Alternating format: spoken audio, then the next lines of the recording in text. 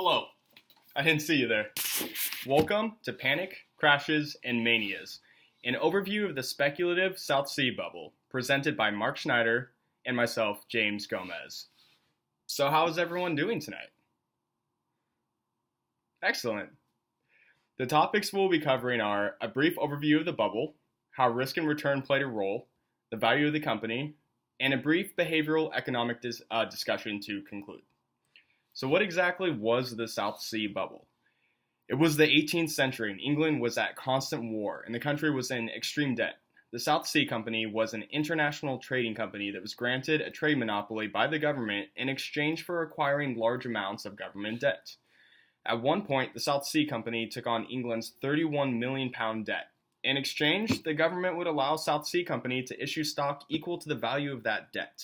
Any increase in the price of the stock on the market would result in pure profit for South Sea Company.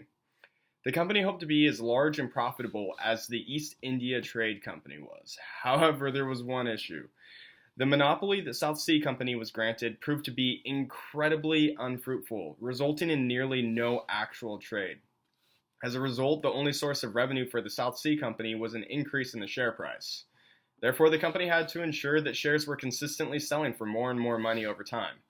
In order to keep the share price on the rise, the company spread rumors throughout the country of potential riches that shareholders will acquire once the South Sea Company was able to tap into the gold and mineral-rich lands of South America and the West Indies.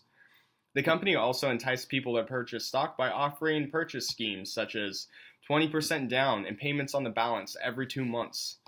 This encouraged people to buy substantially more stock than they could actually afford, and to sell it after 2 months before their first payment was due, pocketing the profit. This cycle continued as members of every level of society purchased South Sea stock, continuously pushing the price of the stock higher and higher. To keep this momentum going, South Sea even allowed people to borrow money from the company in order to purchase more stock. Clearly, this wasn't sustainable in the long run. Because of the money that the company was paying out in dividends, and all of the money that the company spent on bribing political leaders, the South Sea Company was being bled dry.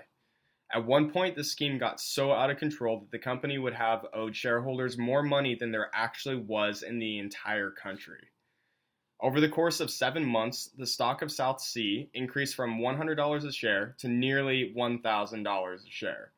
At this point, the company was selling the shares for only 10% down and no payments for an entire year.